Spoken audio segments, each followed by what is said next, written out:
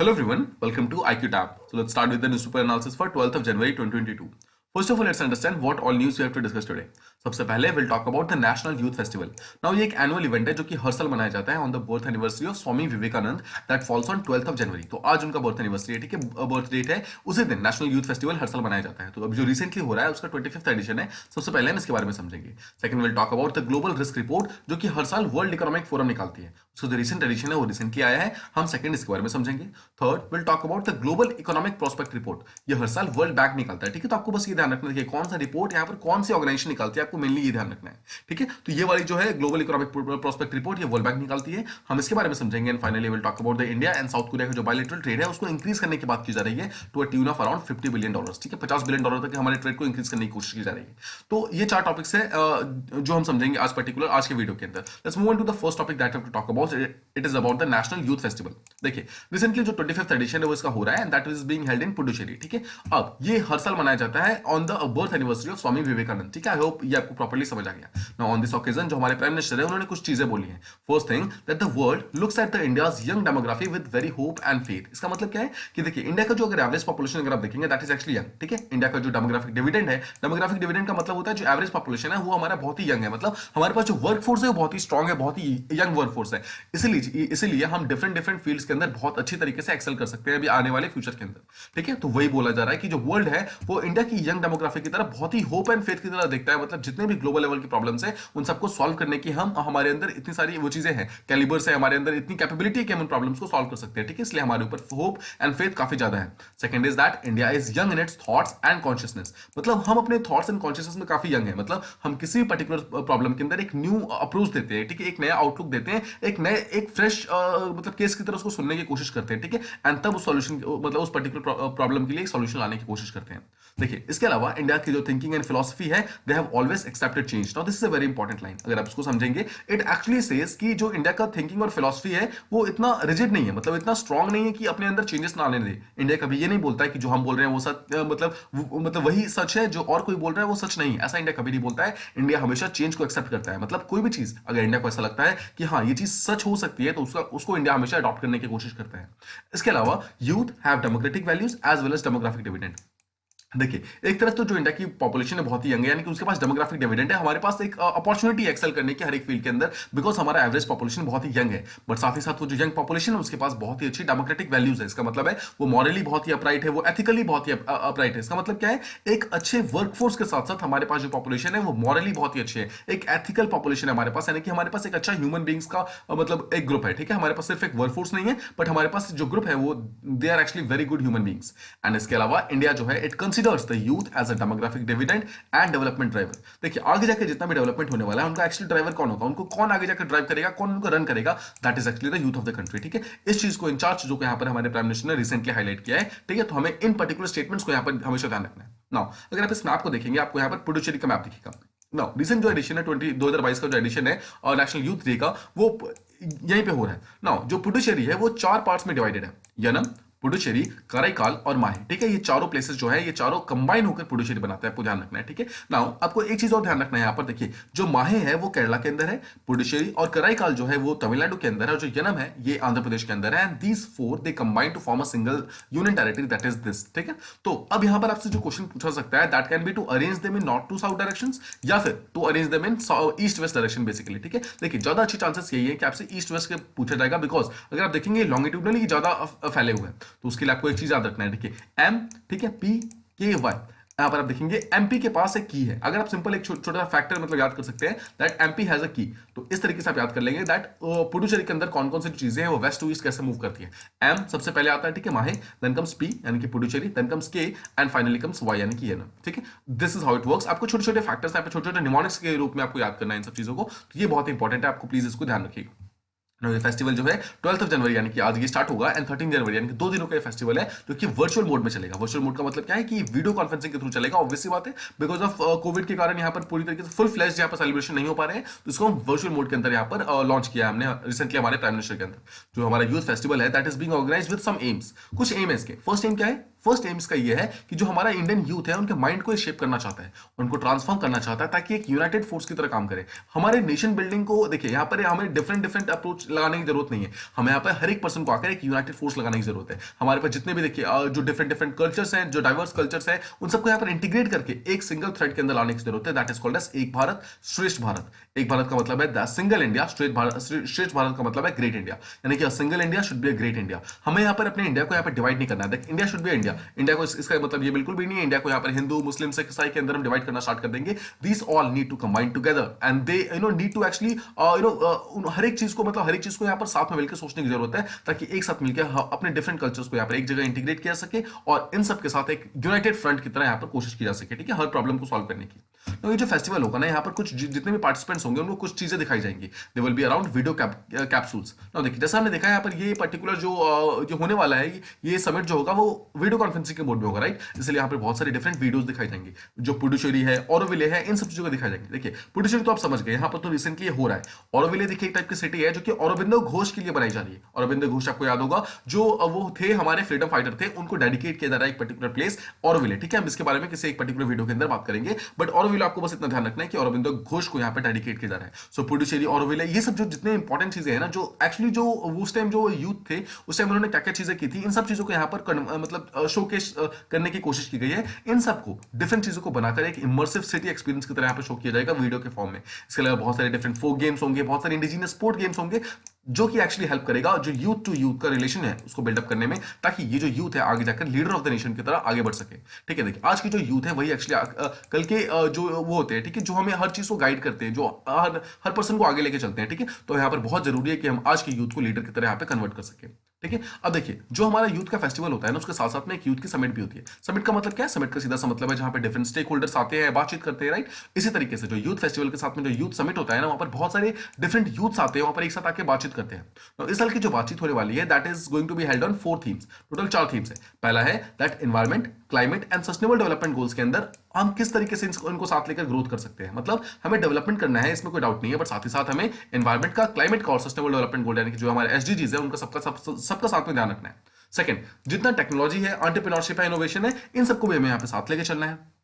Third is that we have to talk about indigenous and ancient wisdom. Now देखिए, हर चीज में हम यहाँ पर जो मॉडर्न सॉल्यूशन ढूंढने की कोशिश करते हैं, जितनी भी प्रॉब्लम्स होती है हमेशा उसमें हम मॉडर्न सॉल्यूशन ढूंढने की कोशिश करते हैं। बट अगर आप देखेंगे कहीं कहीं पर जो इंडिजिनियस प्रॉब्लम, मतलब जो इंडिजिनियस सॉल्यूशंस है ना, जो हमारे जो एंशिएंट विजडम थी, जो हमारे फोर फादर्स हुआ करते थे, जो हमारे एंशिएंट पीरियड में उनके पास जो विजडम था ना, जो वो कभी कभी ज्यादा अच्छे से काम करती है, वो ज्यादा अच्छे सॉल्यूशन दे पाती है as compare to modern solution, ठीक है। तो हमें यहाँ पर हमें इस चीज का भी फोकस करना है। एंड फाइनली, जो यूथ है they will also talk about the national character, nation building and home grown, ठीक है। मतलब हम किस तरीके से अपने नेशनल कैरेक्टर को और ज्यादा स्ट्रॉन्ग कर सकते हैं, नेशन बिल्डिंग को और ज्यादा स्ट्रॉन्ग कर सकते हैं, और कैसे हम अपनी यंग पॉपुलेशन को इंडिया के अंदर ही रखकर इंडिया के लिए ही काम करवा सकते हैं। देखिए, हमें ऐसा नहीं करना है कि जो इंडिया की पॉपुलेशन है वो इंडिया के अंदर अपने सारे स्किल्स को अचीव करे और उसके बाद जाकर यूएसए के अंदर काम करे, यूके के अंदर काम करे। देखिए, इसके अंदर कोई बुराई नहीं है, बट द पॉइंट इज कि अगर आप इंडिया के एक वो मतलब पर्सन हो, you should strive to make India more better, ठीक है। इंडिया को और ज्यादा अचीव कराना है, इंडिया को और ज्यादा से ज्यादा डेवलप करना है, उसके लिए आपको ज्यादा से ज्यादा काम करने की जरूरत है। जो हमारा नेशनल यूथ फेस्टिवल होता है वो एक टाइप की एनुअल गैदरिंग होती है of youth in India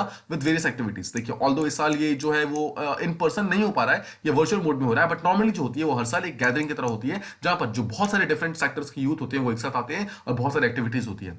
now ये हर साल मनाया जाता है, जैसा हमने बात किया कि birth anniversary of Swami Vivekananda जो है उनको इसको मतलब सेलिब्रेट किया था इसके थ्रू। नाउ ये जो ऑर्गेनाइज किया था, it is being organised by ministry of youth affairs and sports in association with one of the state governments या फिर यूनियन टेरिटरी के गवर्नमेंट्स होते हैं, उनके साथ में मनाया जाता है। इस साल ये कौन है? पुडुचेरी एंड साथ में ministry of youth affairs and sports है, ये दोनों साथ में मिलकर इस चीज को मना रहे हैं।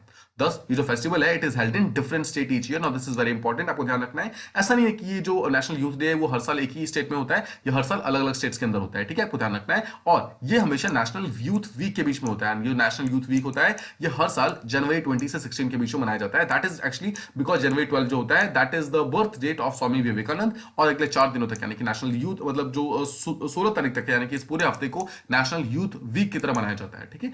आई होप आपको ये सारी चीजें प्रॉपर्ली समझ आ गई होगी। तो कुछ वहां पर हम कुछ फैक्टर्स देखते हैं जो हमारे स्वामी थे, उनके बारे में हम कुछ चीजें देखते हैं। उनका जैसा हमने देखा बर्थडे उनका जनवरी 12 को होता है, एंड उस दिन नेशनल यूथ डे मनाया जाता है हर साल।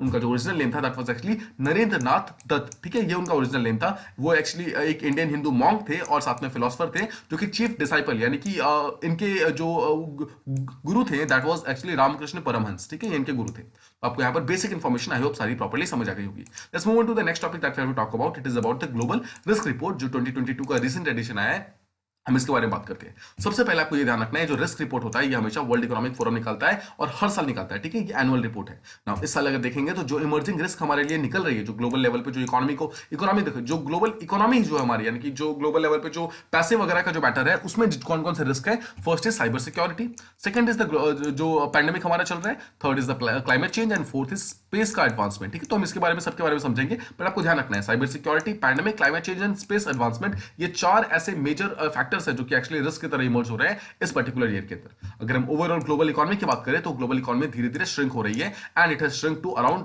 Bye around 2.3%। ऐसा माना जा रहा है कि अगले 2 साल के अंदर ये और ज्यादा श्रिंक हो जाएगी, मतलब जितनी अभी है उससे और ज्यादा श्रिंक होकर 2.3% और ज्यादा ये नीचे जाएगी, ठीक है। हाउएवर लेकिन जो डेवलपिंग कंट्रीज उसमें देखा जा रहा है कि देखिए ग्लोबल एवरेज तो ये है कि 2.3% नीचे जाइए, बट अगर आप डेवलपिंग कंट्रीज को देखेंगे वहां पर ये ज्यादा श्रिंक कर रही है, अराउंड 5.5% डिक्रीज कर रही है। बट जो रिच कंट्री यानी कि जो डेवलप्ड इकोनॉमीज है वहां पर ये कम मतलब नीचे जा रही है, कम श्रिंक हो रही है, अराउंड 0.9% है, यानी कि आप मान सकते हैं अराउंड 1% तक यहाँ पर डिक्रीज होगा। उनकी जो ग्लोबल इकोनॉमी है एज अ होल 1% डिक्रीज होगी, बट जो डेवलपिंग इकोनॉमीज है उनकी जो इकोनॉमी है वो अराउंड 5.5% के आसपास में डिक्रीज होगी। जो ऑनलाइन प्लेटफॉर्म्स है वो लगातार इंक्रीज हो रहे हैं, ठीक है। अब ये ऑनलाइन जो प्लेटफॉर्म्स इंक्रीज हो रहे हैं आपको ध्यान रखना है, इसके कारण एक्चुअली ये अच्छी चीज है, इसमें कोई डाउट नहीं है, बट साथ ही साथ जो सिक्योरिटी का रिस्क है, जो ऑनलाइन सिक्योरिटी का रिस्क है, जो साइबर सिक्योरिटी का रिस्क है, वो लगातार यहाँ पे मतलब इंक्रीज हो रहा है। देखिए कोविड के कारण क्या हुआ है, ऑनलाइन प्लेटफॉर्म्स बहुत सारे इंक्रीज हुए हैं, उसके साथ में देखिए बहुत सारे जो वर्क वगैरह थे वर्क फ्रॉम होम के अंदर वो पूरी तरीके से आ गए हैं, ठीक है, वर्क फ्रॉम होम पे शिफ्ट हो गए हैं। साथ ही साथ बहुत सारे बच्चे ऐसे हैं जो अब सारी क्लासेस ऑनलाइन करना उन्होंने स्टार्ट कर दिया, इसके कारण जो साइबर सिक्योरिटी का इशू है धीरे धीरे और ज्यादा इंक्रीज हो रहा है। सबसे पहले बात करते हैं साइबर थ्रेट्स के बारे में बात करते हैं। देखिए साइबर थ्रेट जो है वो लगातार अनकंट्रोलेबल रेट्स पे लगातार इंक्रीज हो रहा है। अगर आप पिछले 10 साल की से अगर आप कंपेयर करेंगे तो 10 साल पहले जहां पर 1 या 2 केसेस आया करते थे, अभी यहां पर हर दिन यहां पर केसेस आने स्टार्ट हो गए हैं, मतलब ये अनकंट्रोलेबल रेट पे लगातार इंक्रीज हो रहा है। यहां तक कि देखा जा रहा है जो साइबर क्रिमिनल्स होते हैं वो टफर टैक्टिक्स यूज कर रहे हैं, मतलब न्यू टैक्टिक्स यूज कर रहे हैं, जिसके कारण जो साइबर थ्रेट्स हैं वो डे बाई डे और ज्यादा एग्रेसिव होता जा रहा है, ठीक है, ऐसा इस पर्टिकुलर रिपोर्ट के अंदर बताया गया है। इसके अलावा जो क्रिप्टो करेंसी है वो भी एक इजी पाथ ऑफ स्केप की तरह आ रहा है जितने भी साइबर क्रिमिनल्स उनके लिए। बिकॉज देखिए सबसे पहले आपको ये मालूम होना चाहिए कि जो क्रिप्टो करेंसीज होती है वो पूरी तरीके से डिसेंट्रलाइज करेंसी होती है। उसका मतलब क्या है, डिसेंट्रलाइज करेंसी का मतलब होता है इसके ऊपर कोई भी गवर्नमेंट का यहाँ पर पूरी तरीके से मतलब कंट्रोल नहीं होता, ठीक है, किसी भी टाइप का गवर्नमेंट इसके ऊपर कंट्रोल नहीं कर सकता है, ये पूरी तरीके से गवर्नमेंट कंट्रोल से अलग होती है, ठीक है। मतलब इसको आप ना ही ट्रैक कर सकते हो ना ही ट्रेस कर सकते हो, आपको एक्जैक्टली पता ही नहीं चलेगा कि किस पर्सन ने क्रिप्टो करेंसीज के अंदर किसको क्या पे किया है, ठीक है। और इसलिए ऐसा माना जा रहा है कि जितने भी रैंसमवेयर अटैक्स होते हैं, मान लीजिए कि एक पर्सन है ए, ठीक है, उसने किसी बी को हायर किया, मान लीजिए बी एक सॉफ्टवेयर हैकर है, उसको हायर किया कि बी को बोला गया कि आप किसी सी पर्सन के कंप्यूटर को हैक कर लो, ठीक है। तो बी क्या करेगा, उस पर्टिकुलर कंप्यूटर पर्सन के कंप्यूटर के अंदर एक रैंसमवेयर डाल देगा, ठीक है। अब जब ये रैंसमवेयर डालेगा तो ए ऑब्वियसली बदले में इसको कुछ ना कुछ पैसा देगा, ठीक है। अब ये पैसा माना जा रहा है कि सारा पैसा क्रिप्टो करेंसीज के रूप में दिया जा रहा है ना। क्रिप्टो करेंसी कैसी चीज है, जैसा हमने बात किया है, पूरी तरीके से डिसेंट्रलाइज्ड है, मतलब इसको आप ट्रैक नहीं कर सकते, तो कभी आपको ना ही ए के बारे में पता चलेगा ना ही बी के बारे में पता चलेगा, आपको सिर्फ ये समझ आएगा कि सी का जो कंप्यूटर है वो किसने हैक कर लिया, बट किसने किया किसने करवाया कुछ भी इसमें मालूम नहीं चल पाएगा, ठीक है। ये एक बहुत ही बड़े रिस्क की तरह इमर्ज हो रहा है। तो सेकंड जो रिस्क है that is in space industry. Space के रूप में काफी ज्यादा काफी ज्यादा रिस्क यहाँ पर इमर्ज हो रहा है, जहां पर जो रिपोर्ट है वो ये बोलता है कि जो रॉकेट लॉन्चिंग का जो कॉस्ट है वो धीरे धीरे लगातार फॉल हो रहा है, मतलब डिक्रीज हो रहा है। मतलब पहले जहां पर एक रॉकेट को लॉन्च करने के जितने पैसे लगते थे, अभी के टाइम में वो जो टोटल पैसा है वो काफी ज्यादा मतलब कम हो गया। अब इसका मतलब क्या है, एक टाइप का न्यू स्पेस रेस यहाँ पर स्टार्ट हो गया, बट आपको ध्यान रखना है स्पेस रेस यहाँ पर बिटवीन कंट्रीज स्टार्ट नहीं हुई है, बट एक्चुअली गवर्नमेंट और प्राइवेट सेक्टर के बीच में यहाँ पर स्पेस रेस स्टार्ट हो गया है। स्पेसएक्स नाम की अपनी कंपनी सुनी होगी, जो कि स्पेसएक्स ने एक ऐसी कंपनी बन गई जिसने प्राइवेट लॉन्चिंग वगैरह करनी स्टार्ट की है, ठीक है। स्पेसएक्स हो गया, साथ में जो जितने भी बाकी कंट्री अमेजॉन है, ठीक है, इन्होंने जो ब्लू ओरिजिन नाम की जो कंपनी स्टार्ट की है, ये जो कंपनीज ऐसी है जिन्होंने डिफरेंट सैटेलाइट्स वगैरह लॉन्च करने स्टार्ट कर दिए हैं, राइट, एस्ट्रोनॉट्स वगैरह को लॉन्च करने स्टार्ट किए हैं। देखिए जो प्राइवेट सेक्टर है उन्होंने सैटेलाइट्स बहुत सारे एस्ट्रोनॉट्स इन सबको लॉन्च करना स्टार्ट किया है, लेकिन यहाँ पर देखेंगे आप गवर्नमेंट भी बहुत सारे यहाँ पर लॉन्चिंग लगातार कर रही है, बट गवर्नमेंट का फोकस क्या है यहाँ पर, मिलिट्री सैटेलाइट्स। इसका मतलब क्या है, देखिए एक तरफ तो यहाँ पर जो ह्यूमन मेड सैटेलाइट्स है वो जा रही है स्पेस के अंदर, एस्ट्रोनॉट्स यहाँ पर स्पेस के अंदर जा रहे हैं, बट साथ ही साथ यहाँ पे मिलिट्री सैटेलाइट्स भी स्पेस के अंदर जा रही है, जिसके कारण क्या होता है, एक फ्रिक्शन क्रिएट हो रहा है ग्लोबल लेवल पे। और इस फ्रिक्शन के कारण देखिए एक तो पहली बात तो स्पेस वॉर क्रिएट हो रहा है, अगर एक कंट्री मिलिट्री सैटेलाइट भेजेगी तो ऑब्वियसली दूसरी कंट्री भेजेगी, एंड सिमिलरली तीसरी कंट्री भेजेगी, and this will go on. ये फ्रिक्शन जो है एक तरफ तो ये हो गया, बट सेकंड चीज ये भी है कि हमारा ऑर्बिट जो है उसमें लिमिटेड नंबर ऑफ सैटेलाइट ही एक बार में रह सकते हैं, और अगर नंबर ऑफ सैटेलाइट जैसे जैसे इंक्रीज होंगे वैसे वैसे डेब्री कोलिजन का जो रिस्क है धीरे धीरे वो भी इंक्रीज हो जाएगा। ठीक है, तो ये भी एक बहुत बड़ा फैक्टर है जो कि स्पेस वॉर की तरफ इशारा करता है।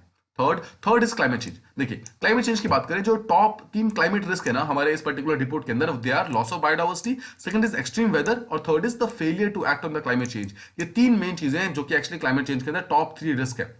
मतलब पहली बात बोलता है कि बायोडाइवर्सिटी हमारा धीरे धीरे लॉस हो रहा है, और लॉस हो जाएगा आगे कुछ दिनों में अगर हमने इस चीज को रैपिडली रोका नहीं तो। सेकंड कि वेदर का जो एक्सट्रीमिटी है वो लगातार इंक्रीज हो रहा है, और थर्ड इज कि क्लाइमेट चेंज ऑल्दो इंक्रीज हो रहा है but we have failed to act upon it. ठीक है, ये 3 मेजर रिस्क है ना। बहुत सारी इकोनॉमीज ऐसी हैं जो लगातार जीरो मिशन की तरफ जा रही है, नेट जीरो की तरफ जाना चाहती है, बट उसके लिए आपको रैपिड एक्शन करने होंगे। आप यहाँ पर वेट एंड वॉच का कंसेप्ट लेकर नहीं चल सकते हैं। ठीक है, यहाँ पर आपको बहुत ही स्ट्रॉन्ग एक्शन लेने होंगे और बहुत ही जल्दी लेने होंगे। यहाँ पर जो रिपोर्ट आया रिसेंटली, ग्लोबल रिस्क रिपोर्ट, वो ये बोलता है कि जितने एक्शन अभी क्लाइमेट एक्शन जितने भी वर्ल्ड की कंट्रीज लिए हैं, दे आर टोटली डिसऑर्डरली। मतलब एक भी प्रॉपर ऑर्डर के अंदर नहीं है। मतलब अगर आपने अगर प्लान किया है कि हम 2050 तक इस चीज को अचीव करेंगे, तो आप वेट कर रहे हो 2045 का, कि 2045 के बाद आप उस प्लान को के ऊपर एक्ट करना स्टार्ट करोगे। बट द पॉइंट इज उसके ऊपर एक्ट करना आपको आज ही स्टार्ट करना होगा। अगर आप आज स्टार्ट करेंगे तब हो सकता है कि जाकर आप 2050 तक उस पर्टिकुलर प्लान को अचीव कर पाए।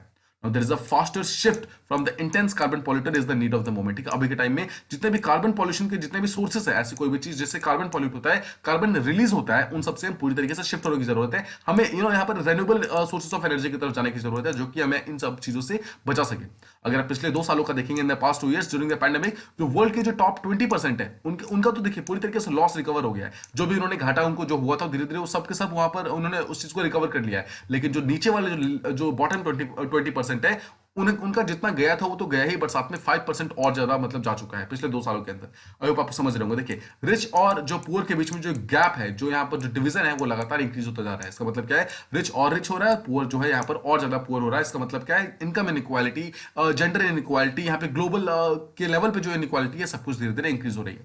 अगर यहाँ पर देखिए, जब यहाँ पे एक सर्वे किया गया इस पर्टिकुलर रिस्क रिपोर्ट के द्वारा, तो यहाँ पर पाया गया कि 16% लोग, मतलब 16% से भी कम लोग ऐसे हैं जो ऑप्टिमिस्टिक है कि आगे जाकर हो सकता है कि ग्लोबल लेवल पे इकोनॉमिक आउटलुक और ज्यादा अच्छी हो जाए। मतलब जब उनसे पूछा गया कि क्या आपको लगता है कि आगे जाकर जो इंडस्ट्रीज है फिर से बूम करेंगी, क्या फिर से ग्लोबल इकोनॉमी फिर से इंक्रीज होगी, तो 16% से भी कम ऐसे लोग हैं जो कि इस चीज के लिए ऑप्टिमिस्टिक है। मतलब सबको ऐसा लग रहा है कि हो सकता है कि अब ग्लोबल लेवल उतने स्ट्रॉन्ग, मतलब ग्लोबल लेवल पे उतने स्ट्रॉन्ग तरीके से फिर से वो ट्रेड ना हो पाए, फिर से उस पर्टिकुलर लेवल का इकोनॉमिक आउटलुक फिर से ना पाए। ठीक है, अगर हम इसके मतलब कुछ फ्यूचर के बारे में बात करेंगे, जो इस रिपोर्ट ने बोला है वो ये बोलता है कि जो एनवायरमेंटल रिस्क है वो हो सकता है कि आगे जाकर हमें बहुत लंबे टाइम तक डोमिनेट करेगा। लॉन्ग टर्म तक, शॉर्ट टर्म तक हमें किसी ना किसी तरीके से डोमिनेट करने की कोशिश करेगा। अगर हमने इसको आज ही इसके ऊपर एक्ट करना स्टार्ट नहीं किया तो ये एनवायरमेंटल रिस्क हमें बहुत लंबे टाइम तक परेशान कर सकता है। इसके अलावा द क्लाइमेट चेंज रिस्क जो है, दैट इज ऑल्सो मतलब on the way to increase exponentially in the next 10 years। मतलब जो क्लाइमेट चेंज का रिस्क है वो भी लगातार इंक्रीज हो रहा है। बिकॉज देखिए एक चीज तो रिपोर्ट बहुत ही इजीली बोलता है कि हम इसके ऊपर बहुत ज्यादा अच्छे से काम नहीं कर रहे हैं। It uses the word called as disorderly. बोलता है हमने जितने भी एक्शन लिए हैं दे आर टोटली डिसऑर्डरली। हमें और ज्यादा बेटर एक्शन लेने की जरूरत है। तो एक तो हमें एनवायरमेंटल रिस्क को और ज्यादा कम करने की जरूरत है, और सेकंड जो क्लाइमेट चेंज के ऊपर जितने भी रिस्क है, अगर हमने उसके ऊपर आज ही एक्शन लेना स्टार्ट नहीं किया तो अगले 10 साल तक हो सकता है ये चीज हमें आगे जाकर परेशान करेगा। Now, let's move on to the third topic that we have to talk about. It is about the Global Economic Prospect Report that is released by the World Bank. ठीक है, अब देखिए हम सबसे पहले इस रिपोर्ट के बारे में बात करते हैं। ये रिपोर्ट ये बोलता है कि जो ग्लोबल इकोनॉमिक ग्रोथ है वो धीरे धीरे डिक्रीज हो रहा है। मतलब अगले कुछ सालों के लिए जो ग्लोबल इकोनॉमिक ग्रोथ है वो धीरे धीरे डिक्रीज हो जाएगा। सबसे पहले 2021 का जो डेटा है उसको देखते हैं। 2021 के अंदर जो ग्लोबल का जो इकोनॉमिक ग्रोथ है ग्लोबल लेवल का, वो 5.5% के स्पीड से ग्रो कर रहा है। मतलब पिछले साल हमने जितना भी ग्रो किया था, इस साल हमने 5.5% से ज्यादा ग्रो किया। अब देखिए नेक्स्ट ईयर की बात करें, नेक्स्ट ईयर 2022 के अंदर माना जा रहा है कि 5.5% कम होकर 4.1% पे रह जाएगा। एंड उसके भी नेक्स्ट ईयर यानी कि 2023 में ये चीज जो है और कम होकर 3.2% पे आ जाएगी। इसका मतलब क्या है, देखिए 5.5% से हम कम होकर 4.1% पे आ जाएंगे, और फिर हो सकता है कि आगे जाकर हम 3.2% पे आ जाए। ऐसा एक अंदाजा लगाया गया है इस पर्टिकुलर प्रोस्पेक्ट रिपोर्ट के द्वारा। अगर इंडिया के एनुअल ग्रोथ की बात करें तो फिलहाल इंडिया का जो एनुअल ग्रोथ रेट है दैट इज अराउंड 8.3%। ठीक है, ग्लोबल मतलब वर्ल्ड बैंक के अनुसार अभी इंडिया जो है 8.3% के स्पीड से ग्रो कर रहा है, और माना जा रहा है कि अगले साल ये 8.7% की स्पीड से ग्रो करेगा। एंड 2023-24 में जाकर यानी कि नेक्स्ट ईयर ये कम होकर 6.8% पे आ जाएगा। इसका मतलब क्या है, इसके मतलब यह है कि वर्ल्ड बैंक ये बोल रहा है कि इंडिया अगले 2 सालों तक काफी ज्यादा स्ट्रांगली ग्रो करने वाला है, बट उसके बाद हो सकता है कि धीरे धीरे ये ग्रो मतलब इसकी ग्रोथ है वो धीरे धीरे कम होनी स्टार्ट होगी।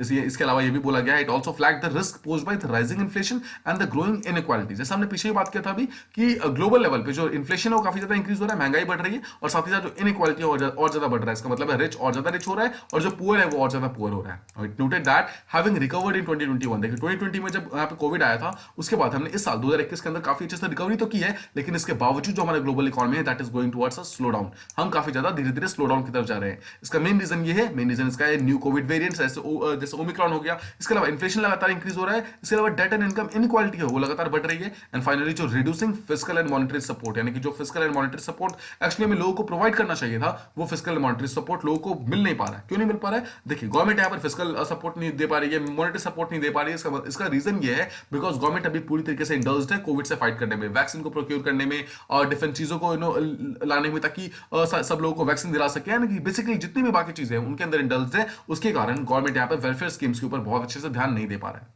एंड फाइनली एक और फैक्टर ये है कि जो ग्लोबल लेवल पे जो डिमांड है वो धीरे धीरे डिक्रीज होती जा रही है। ऑब्वियसली देखिए अगर डिमांड नहीं होगी तो ऑब्वियसली जो फैक्ट्रीज होंगी कुछ बनाएंगे नहीं, और अगर कुछ बनाएंगे नहीं तो लोगों के पास पैसा नहीं आएगा, ठीक है, मतलब लोगों को काम नहीं मिलेगा, लोग काम नहीं मिलेगा तो लोगों के पास पैसा नहीं आएगा, and this is a vicious circle that goes on. ठीक है, इस चीज को यहाँ पर हमें पूरी तरीके से रोकने की जरूरत है। इसके अलावा ओमिक्रॉन वेरिएंट का जो राइज रैपिडली जो स्प्रेड हो रहा है, लगातार जो इंक्रीज हो रहा है, ये शो करता है दैट कोविड-19 pandemic is actually likely to disrupt economic activity even further. मतलब ओमिक्रॉन देखिए धीरे धीरे और ज्यादा स्प्रेड हो रहा है, और स्प्रेड हो रहा है तो और चीजें बंद होंगी, और ज्यादा बंद होंगी तो जितनी इकोनॉमिक एक्टिविटीज है धीरे धीरे वही बंद होना स्टार्ट हो जाएंगे। हो सकता है कि आगे जाकर ये चीज ज्यादा लंबे टाइम तक हो जाए और जो ग्लोबल इकोनॉमिक एक्टिविटी है वो और ज्यादा स्लो डाउन हो जाए।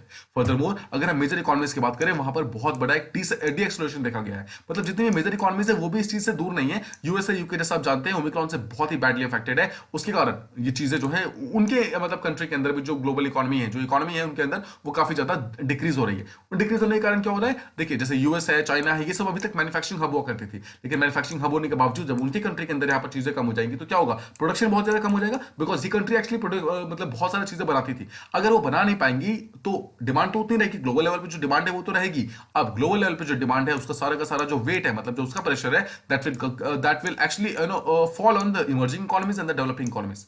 अगर आपको समझ आ रहा होगा, देखिए एक तरफ डेवलप्ड इकोनॉमीज है, एक तरफ डेवलपिंग इकोनॉमीज है, ठीक है। अब अगर आप डेवलप्ड इकोनॉमीज की बात करेंगे, अभी तक के सब कुछ यहाँ पर बनाती थी, ठीक है, और आगे जाके दूसरे कंट्रीज में बेचती थी। अब जब इन्होंने यहाँ पर बनाना बंद कर दिया बिकॉज ऑफ कोविड, इनकी कंट्री के ऊपर इतना ज्यादा प्रेशर बढ़ गया है, तो जो डेवलपिंग इकोनॉमीज है इनको तो बनाना पड़ेगा ना, कोई ना कोई तो बनाएगा ही, राइट। तो यहाँ पर जो डेवलपिंग इकोनॉमीज है उनके ऊपर प्रेशर बहुत ज्यादा धीरे धीरे बढ़ना स्टार्ट हो जाएगा। तो जो रिपोर्ट है, जो ग्लोबल इकोनॉमिक प्रोस्पेक्ट रिपोर्ट है, वो ये भी बोलता है that at this time when government across many developing countries lack the policy space, उनके पास उतना अच्छा पॉलिसी स्पेस अब नहीं बचा है। हर जो कंट्री की गवर्नमेंट है वो हेल्थ सेक्टर को स्ट्रेंथन करने में लगी हुई है, कोविड से फाइट करने में लगी हुई है, तो बाकी चीजों के लिए वो काम नहीं कर पा रही है। इस टाइम में इन्फ्लेशन का प्रेशर है, जो सप्लाई चेन का जो बॉटलनेक्स है, ये और ज्यादा हो सकता है कि प्रॉब्लम को हमारे इंक्रीज करते हैं। देखिए ऑलरेडी हमारी हर कंट्री की मतलब जो गवर्नमेंट है वो नीचे की तरफ गिरी हुई है। अगर इस टाइम में जो हमारा इन्फ्लेशन का प्रेशर और ज्यादा इंक्रीज हो गया, फिर जो हमारा सप्लाई चेन है वो और ज्यादा मतलब और ज्यादा उसके अंदर प्रॉब्लम स्टार्ट हो गई, तो एक्चुअली हमारा जो इशू है वो और ज्यादा बढ़ जाएगा। हमारा इशू यहाँ पर कंप्लीट नहीं होगा, मतलब फिनिश नहीं होगा। नाउ जो साउथ एशिया के बारे में जो बात की गई इस पर्टिकुलर रिपोर्ट के अंदर, उसमें ये लिखा हुआ है कि इंडिया जो है काफी ज्यादा स्ट्रॉन्ग स्पॉट पे प्रेजेंट है। जैसा हमने बात किया, वर्ल्ड बैंक अभी ये बोलता है कि इंडिया 8.3% के स्पीड से यहाँ पर ग्रो कर रहा है, और जो जून 2021 में जो पिछला रिपोर्ट इन्होंने दिया था वर्ल्ड बैंक में, उसके अंदर भी उन्होंने यही बोला था कि इंडिया जो है 8.3% की स्पीड से ग्रो करेगा इन द नेक्स्ट ईयर। तो ये तो अभी तक उन्होंने चेंज नहीं किया है, यानी कि अभी भी उनका ये मानना है कि इंडिया हो सकता है कि अगले साल काफी ज्यादा स्ट्रांगली मूव करेगा, काफी ज्यादा स्ट्रांगली वो ग्रो करेगा। लेकिन जो उससे अगले साल है, यानी कि 2022-23 और 2023-24 है, उसका अगर आप पिछले रिपोर्ट देखेंगे, मतलब वर्ल्ड बैंक का जो पिछला वाला रिपोर्ट देखेंगे, उसमें उन्होंने ये बोला था कि इंडिया और ज्यादा स्ट्रॉन्ग मूव करने वाला है, बट एक्चुअली उसको उन्होंने कम कर दिया, उसको चेंज करके अभी रिसेंटली जो रिपोर्ट आया उसके अंदर ये बोला गया है जो 2022-23 है उसके अंदर अब हम 8.7% से मूव करेंगे। पहले उन्होंने अराउंड 9% का बोला हुआ था कि हम 9% मूव करेंगे, बट उन्होंने इस चीज को रिड्यूस करके बोला कि हो सकता है कि इंडिया इसके बाद 8.7% से मूव करेगा, एंड 2023-24 में हम इंडिया हो सकता है कि आगे जाकर और ज्यादा रिड्यूस हो जाए हमारा, यानी कि 6.8% हो जाए हमारा। ठीक है, देखिए ये एक्चुअली शो करता है कि ऑल्दो इंडिया काफी ज्यादा मूव तो कर रही है, बट जो पिछले साल जो मतलब लास्ट ईयर का जो रिपोर्ट आया था उसके अंदर जो चीजें बताई गई थी ना, वो चीजें यहाँ पर रिड्यूस हो रही है, वो चीजें यहाँ पर कम हो रही है। तो हमें यहाँ पर इस चीज के ऊपर ध्यान रखने की जरूरत है। इसके अलावा देखिए इंडिया के पर्सपेक्टिव में एक चीज बोला हुआ है कि आगे जाकर जो इन्वेस्टमेंट है वो ज्यादा इंक्रीज होगा फ्रॉम द प्राइवेट सेक्टर और ज्यादा इंक्रीज करेगी इन्वेस्टमेंट, और सेकंड चीज इंफ्रास्ट्रक्चर के सेक्टर में ज्यादा जो इन्वेस्टमेंट है हो सकता है और ज्यादा इंक्रीज हो जाए, ऐसा वर्ल्ड बैंक ने एक पर्सपेक्टिव दिया, एक अप्रोच बोला है। ठीक है, नाउ एज पर अब देखिए ये सारी चीजें तो हो गई वर्ल्ड बैंक के हिसाब से। अगर हम इंडिया के पर्सपेक्टिव देखिए, जो इंडिया का जो एनएसओ है यानी कि नेशनल स्टैटिस्टिकल ऑफिस है, वो ये बोलता है कि इंडिया की इकोनॉमी इस साल ग्रो करने वाली है at a growth rate of 9.2%। देखिए इसी साल के लिए वर्ल्ड बैंक कितना बोलता है 8.3%, और इसी साल के लिए जो हमारा खुद का एनएसओ है दैट टॉक्स अबाउट 9.2% का स्पीड ये बोलता है, ठीक है। नाउ अगर आप वर्ल्ड बैंक की रिपोर्ट की बात करेंगे, वो यहाँ पर रिस्क के बारे में बात करता है अबाउट साउथ एशिया। वो बोलता है कि साउथ एशिया का जो प्रॉब्लम है ना, वो वहां पर काफी ज्यादा रिस्क है, बिकॉज वहां पर बहुत सारी प्रॉब्लम है। पहली बात तो ये है कि ओमिक्रॉन जो है वो ऑलरेडी बहुत सारी इकोनॉमिक एक्टिविटी को यहाँ पर बंद कर चुका है, हिंडर कर चुका है, उनको रोक चुका है। इसके अलावा बहुत सारी मोबिलिटी रिस्ट्रिक्शन है, मतलब लॉकडाउन वगैरह लग जाएंगे, लोगों के आने जाने में यहाँ पर पूरी तरीके से वो लग जाएंगे, बंद हो जाएगा उनका, ठीक है, वर्क फोर्स पूरी तरीके से बंद हो जाएगा। और थर्ड चीज क्या है, ओमिक्रॉन के यहाँ पर एक प्रॉब्लम हुई है, लोगों के पास पैसा नहीं है। पैसा ना होने के पास लोग यहाँ पर डिमांड क्रिएट नहीं कर रहे हैं, स्पेशली इन साउथ एशिया। तो साउथ एशिया का जो रीजन है वहां पर रिस्क काफी ज्यादा इंक्रीज हो गया है, ऐसा इस पर्टिकुलर रिपोर्ट का बोलना है, ठीक है। आई होप आपको तीन चीज समझ आ गई। अब इसके अलावा एक चीज बोला है, देखिए अगर यहाँ पर डिमांड कम होगी तो धीरे धीरे क्या होगा, प्राइस बढ़ना स्टार्ट हो जाएगा। प्राइस बढ़ेगा तो उससे इन्फ्लेशन बढ़ेगा, इन्फ्लेशन बढ़ेगा। देखिए एक चीज तो हो गई यहाँ पर, क्या हो गया, फर्स्ट इज ओमिक्रॉन के कारण पहली जो इकोनॉमिक एक्टिविटीज है वो काफी ज्यादा रिड्यूस हो चुकी है। सेकंड की हर एक जगह लॉकडाउन वगैरह लग जाएगा तो लोग वहां पर काम पे नहीं जा पाएंगे, तो लोगों को काम नहीं मिलेगा। थर्ड चीज, काम नहीं मिलेगा तो यहाँ पर लोगों के पास पैसा नहीं होगा, पैसा नहीं होगा तो लोग यहाँ पर डिमांड क्रिएट नहीं करेंगे, डिमांड क्रिएट नहीं करेंगे तो क्या होगा, प्राइस धीरे धीरे इंक्रीज होगा और उसके कारण इन्फ्लेशन आना स्टार्ट हो जाएगा। अब इसके अलावा कुछ और चीजें बोल रही हैं। देखिए पहला तो हो रहा है कि जो साउथ एशिया का पार्ट है, यहाँ पर जो डोमेस्टिक फाइनेंसिंग कंडीशन है वो ऑलरेडी बहुत ज्यादा वर्सन हो रही है, धीरे धीरे और ज्यादा रिड्यूस हो रही है। मतलब जो लोगों के पास जो डोमेस्टिक लेवल पे जो पैसा है वो धीरे धीरे कम हो रहा है। मेन रीजन उसका एक तो उसका रीजन है जो हमारा कोविड आ गया है, जो ओमिक्रॉन है उसके कारण यहाँ पर लोगों का काम बंद हो गया है, तो ऑब्वियसली जो डोमेस्टिक पैसा था उनके पास धीरे धीरे वो भी रिड्यूस हो गया है।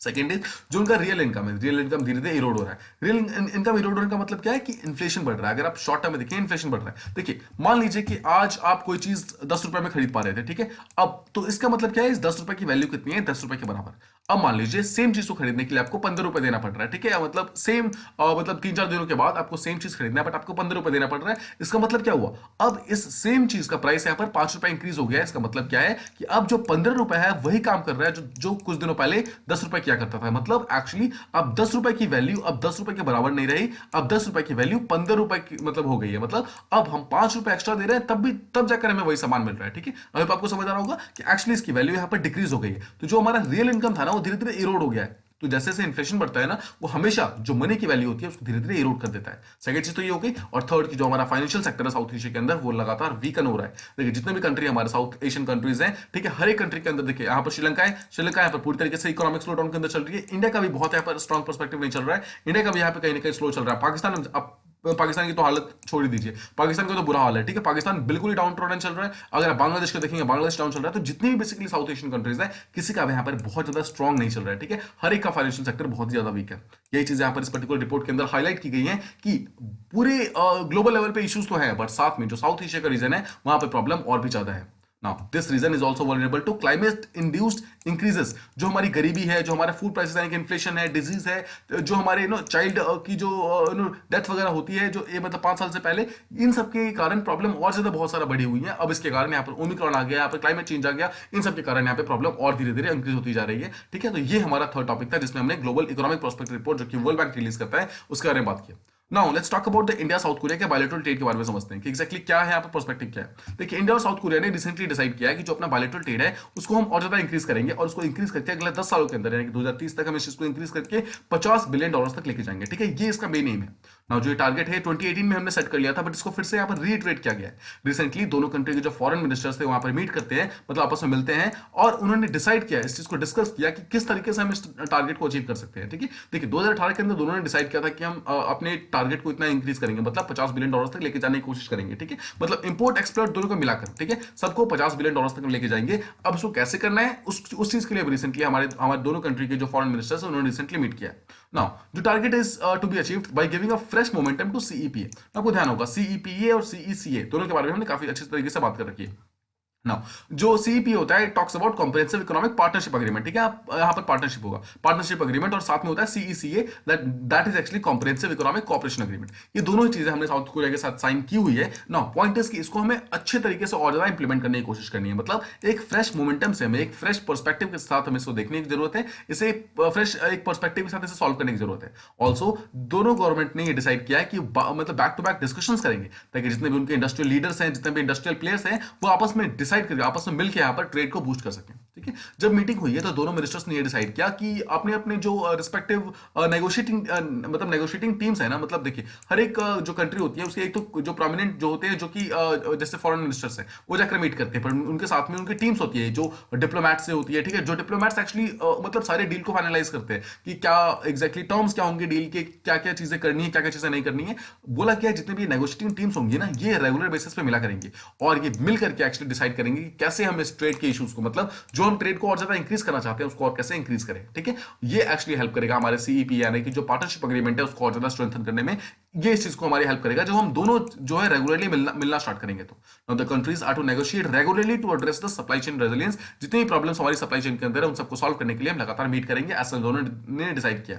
अगर हम अभी कितना ट्रेड चल रहा है उसके बारे में बात करें तो देखिए, ये समझिए कि जो बायलैटरल ट्रेड है दोनों कंट्री के बीच में, वो अभी रिसेंटली पिछले 6 महीनों के अंदर अराउंड $11 बिलियन का हो रहा है, ठीक है। मतलब इतना हो रखा है, इसको इंक्रीज करके हमें कहां लेके जाना है, $50 बिलियन पे इसको लेकर आना है। नाउ ये जो $11 बिलियन भी है ना, वो भी हमने काफी इंक्रीज किया है। अगर आप पिछले मतलब साल से देखेंगे तो हम अराउंड 40% इंक्रीज हुए, मतलब 38% हम काफी ज्यादा इंक्रीज हुए हैं। इसी पीरियड में देखेंगे जो साउथ कोरिया का एक्सपोर्ट इंडिया का जो मतलब जो साउथ कोरिया ने एक्सपोर्ट किया वो भी काफी इंक्रीज हुआ है, और जो उन्होंने इंपोर्ट किया है वो भी काफी इंक्रीज हुआ है। इसका मतलब क्या है, साउथ कोरिया का एक्सपोर्ट और इंपोर्ट दोनों ही काफी इंक्रीज हुआ है। इसलिए हम यहां पर $11 बिलियन तक पहुंच चुके हैं, मतलब पहुंच पाए हैं एक्चुअली। हमें इसको और ज्यादा इंक्रीज करके $50 बिलियन तक पहुंचने का ये हमारा एम है अगले 8 सालों के अंदर। अगर हम एक्सपोर्ट्स की बात करें तो पिछले साल से हम काफी अराउंड 40% के आसपास में इंक्रीज हुए हैं, और इंपोर्ट्स की बात करें मतलब और ये भी हम अराउंड 40% के आसपास इंक्रीज हुए हैं। ये है क्या एग्जैक्टली, ये वो चीजें हैं जो कि साउथ कोरिया हमें एक्सपोर्ट करता है और हमसे इंपोर्ट करता है, ये वो चीजें हैं, ठीक है। मतलब साउथ कोरिया ने जो हमें एक्सपोर्ट किया है वो भी काफी ज्यादा इंक्रीज हुआ है, और जो हमने उन्हें एक्सपोर्ट किया मतलब जो उन्होंने इंपोर्ट किया है वो भी काफी ज्यादा इंक्रीज हुआ है। आपको ये ध्यान रखना है, ठीक है। सिंपल आपको टर्म्स में यहाँ पे ट्रेंड्स पता होने चाहिए, कौन कितना परसेंट उठ रहा है कम हो रहा है वो आपको बिल्कुल पता होने की जरूरत नहीं है। नाउ इसके बावजूद इंडिया का अगर देखेंगे ट्रेड डेफिसिट है साउथ कोरिया के साथ। इसका मतलब क्या है, ट्रेड डेफिसिट क्या होता है, ट्रेड डेफिसिट का सीधा सा मतलब होता है अगर हम एक पर्टिकुलर कंट्री से इंपोर्ट ज्यादा करते हैं और एक्सपोर्ट कम करते हैं, ठीक है, उसे कहते हैं कि वो पर्टिकुलर कंट्री जो है वो ट्रेड डेफिसिट के अंदर है। मतलब हमने उनसे ज्यादा चीजें खरीदी है, ज्यादा चीजें खरीदी है तो क्या होता है, देखिए अगर हम इंपोर्ट करेंगे तो बदले में हमें पैसा देना पड़ेगा, राइट। तो हमारा पैसा बाहर जाएगा, इकोनॉमी के बाहर जाएगा, और जो हम एक्सपोर्ट करते हैं उसके बदले में हमें पैसा मिलता है, राइट। तो अगर हम देखिए ज्यादा एक्सपोर्ट करेंगे तो क्या होगा, ज्यादा अगर हम एक्सपोर्ट करेंगे तो ज्यादा पैसा हमारी कंट्री के अंदर आएगा, हम वही तो चाहते हैं, राइट। जितना ज्यादा पैसा हमारी कंट्री के अंदर आएगा उतना हमारे लिए अच्छा होगा, बट जितना ज्यादा हम इंपोर्ट करेंगे उतना ज्यादा पैसा हमारी कंट्री से बाहर जाएगा, वो हम नहीं चाहते। तो अगर हमारी कंट्री से ज्यादा पैसा बाहर जाएगा तो वो एक्चुअली ट्रेड डेफिसिट होता है, और वही एक्चुअली यहां पर हो रहा है कि जहां पर हमारा इंपोर्ट है वो ज्यादा है एज कंपेयर टू हमारा एक्सपोर्ट, इसलिए हम ट्रेड डेफिसिट के अंदर है साउथ कोरिया के साथ, ठीक है। अगर आपको समझ आ गया होगा। नाउ इंडिया और साउथ कोरिया की अगर बात करेंगे तो 4 एग्रीमेंट्स ऑलरेडी हिस्टोरिकली साइन किए हुए हैं दोनों कंट्री के बीच में, और पांचवा है सीपा जो कॉम्प्रिहेंसिव मतलब जो यहाँ पर पार्टनरशिप एग्रीमेंट साइन किया गया है, वो 5वां एग्रीमेंट है। इससे पहले 4 एग्रीमेंट ऑलरेडी साइन कर रखे हैं। फर्स्ट वाज दैट एग्रीमेंट 1974 में साइन हुआ था, that was agreement on trade promotion and economic and technological cooperation, ठीक है। यानी कि देखिए ट्रेड को प्रमोट करना है, इकोनॉमी और टेक्नोलॉजी के फील्ड में यहाँ पर दोनों साथ में मिलकर काम करेंगे, कॉपरेट करेंगे, इस चीज के बारे में साइन हुआ था। फिर अगले 2 साल के बाद यहाँ पर 1976 में यहाँ पर cooperation in science and tech के लिए साइन किया गया। देखिए यहाँ पर टेक्नोलॉजिकल यहाँ पर कॉपरेशन किया गया था 1974 में, और उसके जस्ट 2 साल के बाद यहाँ पर साइंस एंड टेक के अंदर कॉपरेशन की बात की गई। फिर 1985 में दोनों कंट्री ने double taxation avoidance agreement sign किया। इसका मतलब क्या होता है, इस पर्टिकुलर जो ये जो एग्रीमेंट होता है इसका सीधा सा मतलब ये है कि एक पर्टिकुलर मान लीजिए कोई कंपनी है, ठीक है, वो कंपनी मान लीजिए साउथ कोरिया के अंदर भी काम करती है और इंडिया के अंदर भी काम करती है। तो अभी तक का जो अग्रीमेंट था उसके हिसाब से अगर एक कंपनी ऐसी है जो दोनों कंट्री के अंदर काम कर रही है तो उसको दोनों जगह ही टैक्सेस पे करना पड़ता था और उस कंपनी का काफी नुकसान होता था। तो इस चीज को अवॉइड करने के लिए दोनों कंट्री ने यानी इंडिया और साउथ कोरिया ने डिसाइड किया कि हम एक डबल टैक्सेशन एग्रीमेंट साइन करेंगे। इसका मतलब क्या है कि अगर एक कंपनी जो है मान ली कोई भी कंपनी ऐसी है जो साउथ कोरिया और इंडिया दोनों में काम करती है, उसने कहीं पर भी अगर एक जगह पर उसको अपना टैक्स दे दिया है तो उसको सेकंड कंट्री में आकर टैक्स देने की जरूरत नहीं है। वो सिंपली अपना जो रिसीट है, जो भी प्रॉपर डॉक्यूमेंट्स है वो दिखाएगा कि हमने इस पर्टिकुलर कंट्री के अंदर ऑलरेडी टैक्स दे रखा है, इंडिया उसको वेरीफाई करेगा और उससे टैक्स नहीं लेगा, ठीक है। आई होप आपको ये चीज समझ आ गई होगी, और साउथ कोरिया और इंडिया जो है उस टैक्स को आपस में डिवाइड कर लेगा। This is how it works, double taxation avoidance agreement. इससे क्या होता है, जो इंडस्ट्रियल जो इकोनॉमिक एक्टिविटी होती है उसको काफी अच्छे तरीके से बूस्ट मिलता है, बिकॉज देखिए इंडस्ट्री के ऊपर जो एक्स्ट्रा प्रेशर होता है, जो डबल टैक्स पे करने का प्रेशर होता है, वो यहाँ पर पूरी तरीके से खत्म हो जाता है। एंड फाइनली जो इन दोनों कंट्री ने जो साथ में साइन कर रखा है, that is called as bilateral investment promotion on protection agreement in 1996 के अंदर ये साइन कर रखा था, ठीक है। तो इन्वेस्टमेंट को और ज्यादा प्रमोट करने के लिए पर्टिकुलर एग्रीमेंट साइन किया गया था। तो ये 4 मेन एग्रीमेंट्स थे जो कि दोनों कंट्री ने ऑलरेडी साइन कर रखी है।